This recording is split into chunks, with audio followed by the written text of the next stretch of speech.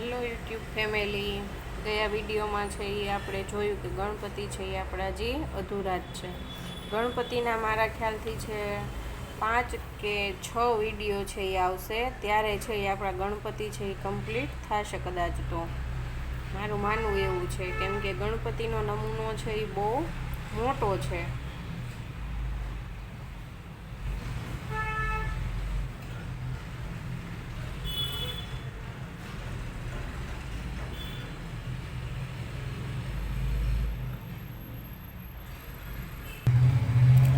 આની પહેલાં પણ મેં કીધું છે કે તમારી પોરવણી પૂરી થાય તો ગાંઠ છે એ હંમેશા છે એ ઉપર વાળવી પહેલાં, અને છે એ વચમાં જ વાળવી.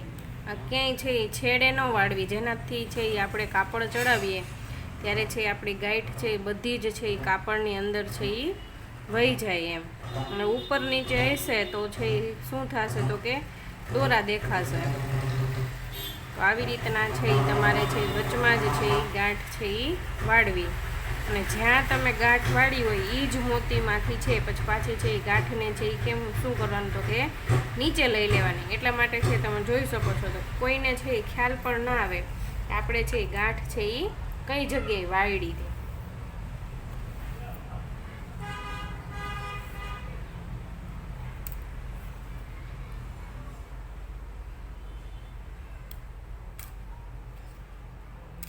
તમે જ્યારે છે એ શરૂઆતમાં છે એ તોરણ શીખતા હોય તો છે પોરવણી છે હંમેશા છે એ કેવી લે તો કે નાની લેજો, જેનાથી છે એ આપણે દોરો છે કદાચ ભૂલ પડી હોય અને આપણે છે એ લાઈન કાઢવી પડે એમ હોય તો આપણો દોરો છે એ વિધરાઈ ન જાય. એટલા માટે શરૂઆતમાં જ્યારે છે એ આપણે શીખતા હોય તો આપણે છે એ પોરવણી છે એ કેવી લેવાની તો કે નાની લેવાની. નાની એટલે સાવ નાની પણ નથી લેવાની તમારે, એમ તો છે એ 4-5 લાઈન નખાઈ જાય એવડી છે એ પોરવણી છે એ તમારે લેવાની છે.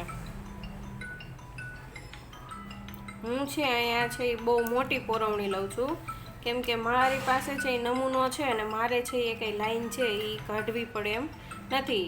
જો આપણે પાછી લાઈન કાઢીએ તો છે આપણો દોરો છે એ વિધરાઈ જાય અને તૂટવાની છે એ બીક લાગે.